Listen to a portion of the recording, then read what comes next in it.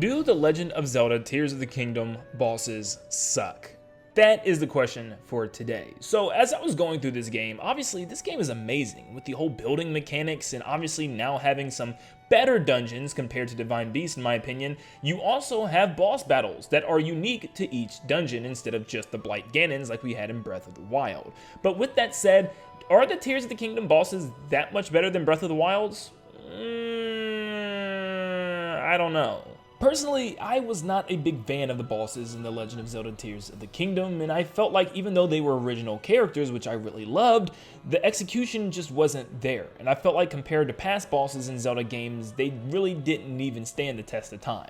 And I'm going to explain why I think this way. And to do so, I'm pretty much going to go through each and every single boss. Does that mean I hate every single boss in the game? Absolutely not. Do I feel like most of them are kind of a cakewalk and not that interesting? Most definitely. But I'll be talking about each one and my feelings for each one and how I think they could have been improved and why I overall came to the consensus that Tears of the Kingdom's bosses aren't that good. Like always, you are entitled to your own opinion, so if you love these bosses, more power to you. I'm just sharing my opinion as to why I didn't have as much fun with some of these. But let's dive into the bosses. So let's start off with Colgera, because this is the first one that I fought, and to me, it was the best one in the entire game. No joke. I actually had more fun with Colgera than I did with Ganondorf at the end of the game.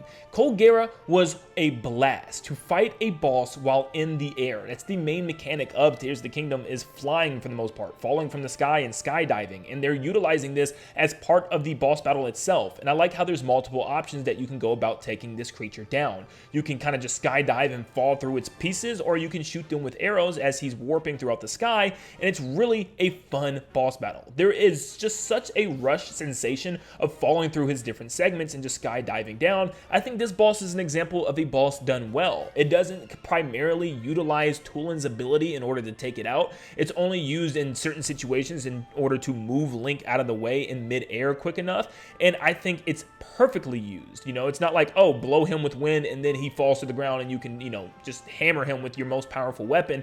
Nope, you're in the sky the whole time, so it's nothing but your bows, your arrows, and of course your skydiving mechanics, which is perfect. Now we start to get into some of the problematic bosses, and of course you knew Queen Gibdo was going to have a lot to talk about because everybody online seems to hate this boss. Now I'm not gonna lie, this isn't my least favorite boss in the game. It's very complicated, and I feel like what makes this boss so bad is the reason why lots of the bosses in the game are not that great for me. It's because of the sages. You have to follow Riju around and walk literally directly up to her in order to trigger this lightning, wait for the impulse to kind of go all the way throughout the stage and cover the boss, and then shoot an arrow at the boss. And you have to do this twice, which is kind of confusing because you see it in this weakened state and you want to go up and hit it, but you can't because you need to strike it with lightning again.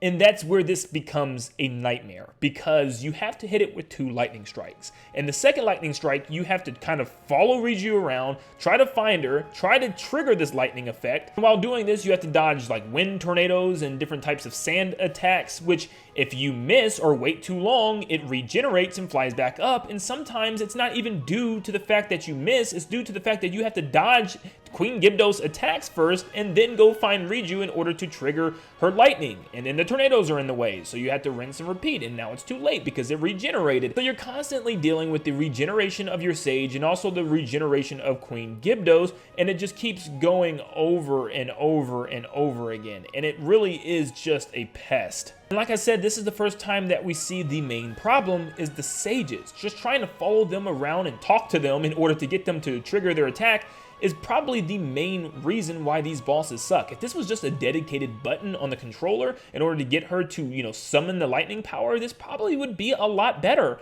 But it just suffers from the fact that I gotta follow her around the stage the whole time. It's the fact that I have to hit Queen Gibdo's with 2 lightning strikes before she recovers, which sucks because I have to wait for Riju to recover.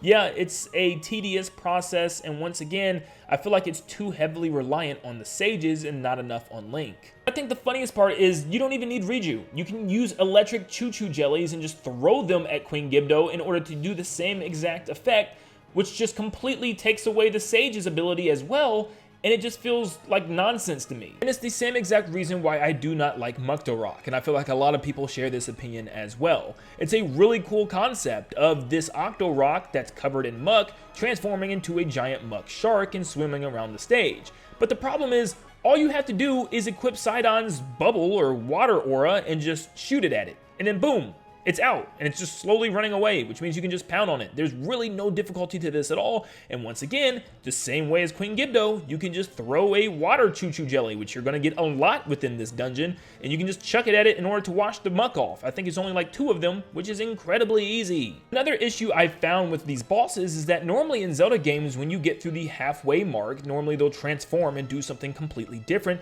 changing up your strategy and formula. Not here, not in this game. It just does more of the same, like more mud on the map, you know, swims a little bit faster, just slightly upgrades himself. There's really nothing else that's added to his moveset, and that's what makes this so boring. He just continues to be this muck shark. I would have loved it, for instance, if he transformed into different muck things, like a muck octopus, a muck squid, a giant muck whale or something. Just different things that would have been very interesting to fight, and with different strategies in order to take it down, instead of just throwing some water anywhere on his body in order to damage it. That just seemed pointless. There was no real weak spot or something that you had to try to hit. It was just splashing some water on him, which was just too easy. I love the zero gravity mechanic, but it just made it even easier as well, as you could just hop in the air and then just aim an arrow and just go wail on the guy as he's laying on the ground. Now, I feel like most people enjoyed Marbled Gohma, and maybe it's just because of the reason that Gohma's returning in a Zelda game, in a modern Zelda game, but personally, I did not enjoy this boss fight because of the same reasons. All you need to do is grab Yunobo and chuck him, and odds are he's going to hit one of the legs. And it's not like you have to knock out all the legs or maybe even 2 of the legs. You just have to knock out one of its 4 gigantic legs. I mean, you could close your eyes and shoot Yunobo somewhere in the room, and he's going to hit one of the legs, regardless. And Marbled Gohma only really has one attack, where he shoots rocks at you. And they don't even land on you, they just land around you, and you just send Yunobo out in order to get out of the circle. Or sometimes you can just literally walk out of the circle. And then once again at the halfway mark, Marbled Gohma doesn't do anything that different. He just jumps on the ceiling and you are in a giant spherical arena, which means Yunobo can roll around the entire arena even multiple times. I mean, there were so many times where I thought I was gonna have to aim a perfect shot, or like he was spinning in a certain way, and then like I had to make sure that I got Yunobo in a certain crack or something to hit his legs. No, you can just look at the wall and chuck Yunobo up the wall, and eventually he will hit him. I mean, there's times where I was genuinely shocked that I was able to hit him as easy as I was. Now, I will say I had a blast fighting the seized construct. It was a lot of fun, for sure. And I think it's just because of the fact that the Sage this time was actually something really unique and useful. Instead of me just walking up and letting them do something, I had to actually ride this construct and control it in order to use different weapons to take it down, and it felt like a 1v1 robot boxing match, and it was amazing. Slamming it into the ropes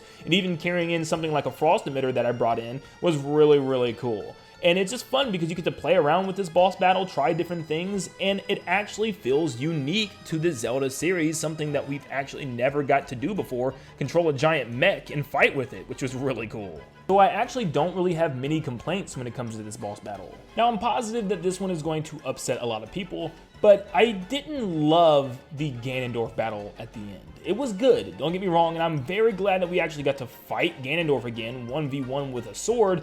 That was awesome.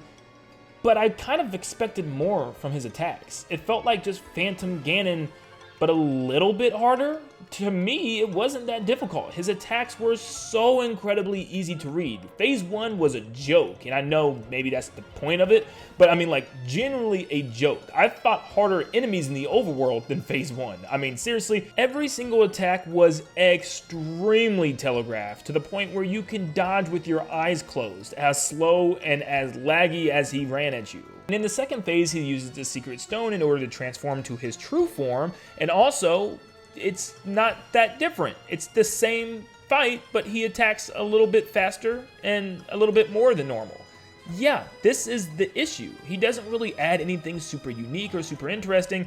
He throws his Phantom Ganons at you again, which you've already fought earlier in the game, and most of the time, the other sages are fighting them for you, so they're not really doing all that much, but it's really just the same fight. The only bit of uniqueness within this entire fight is the fact that Ganondorf can also dodge and do flurry rushes, and it was really cool to see that for the first time, but then after it keeps happening over and over and over again until you hit the second dodge as well, it just kind of gets repetitive. And I feel like a lot of this problem is just because of the Tears of the Kingdom and Breath of the Wild combat, where I just feel like it's maybe not made for bosses. It's more just for fighting overworld enemies, and when it comes to fighting bosses, this combat is just a big hack and slash. It's just about walking up to a boss, dodging a couple attacks, and just slamming the same button over and over and over again. Since this game has a completely OP mechanic when it comes to the slowdown time or bullet time when you're with your bow in the air, you can actually just cheese this boss completely. Fly up in the air with a rocket and just absolutely rain down bomb arrows or even Gyarados arrows,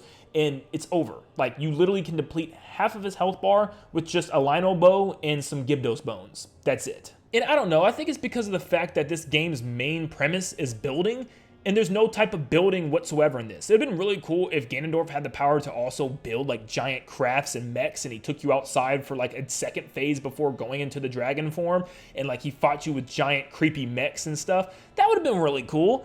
But no, there's like no indication of anything that you have to use that you use within the entire game. For instance, to me, the overworld boss Flux Construct is one of the best bosses in the entire game that actually utilizes Link's entire moveset. If you want to ascend through the platform of blocks that it's flying in the air, you can in order to hit the main cube. If you want to rewind time in order to ride the cubes back up to the main part, you can do that as well. If you just want to use Ultra Hand to rip off its head or pieces of its body, you can do that as well. And that's just what makes fighting this boss so much fun. There's so many different ways you can go about trying to take him out and using the main mechanics of the game in order to do so. Instead of just using flurry rushes and swinging your sword, it actually requires you to think a little bit. The final boss against Ganondorf just didn't have anything like that for me. The same thing goes for the High Nox / Style Nox and even the Frox, where they're just incredibly easy and their weak points are super ridiculously easy to hit. Their giant eyeball, as they slowly move towards you, all you have to do is keep hitting it or use bullet time while in the air to easily hit the eyeball, and then just run up and smash it with your best weapons. And the Frox even has a whole attack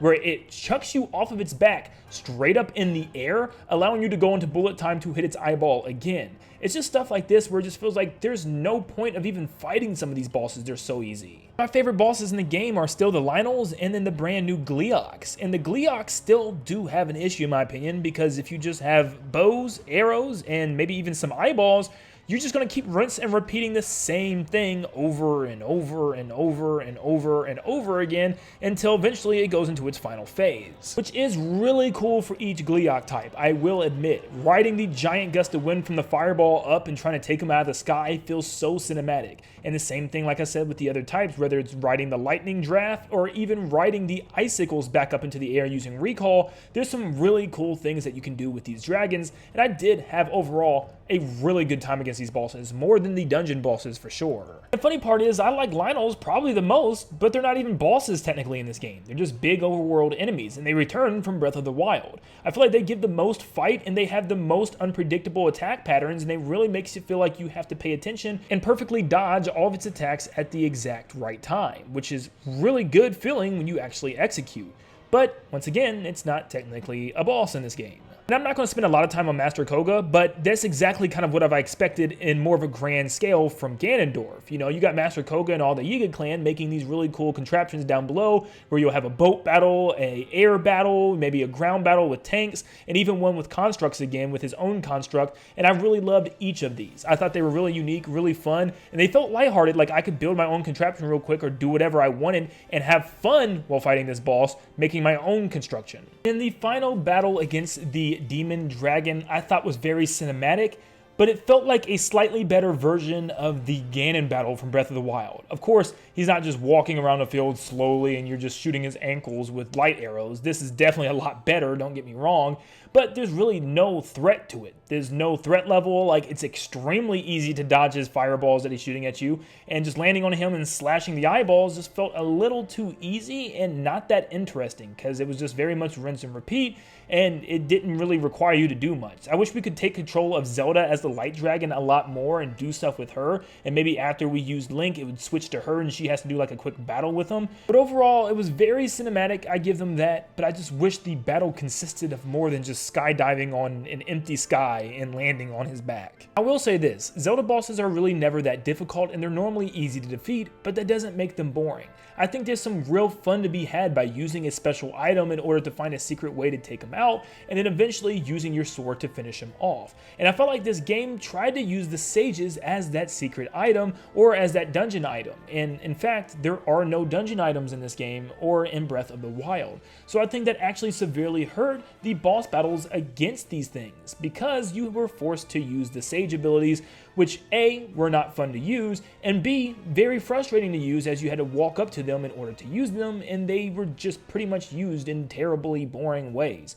Walk up to them and just hit them with whatever they have. That's really about it. So maybe this is truly the best that they could do with the current engine of Breath of the Wild and Tears of the Kingdom without eventually reinventing Zelda again and giving him proper items and stuff in order to fight bosses.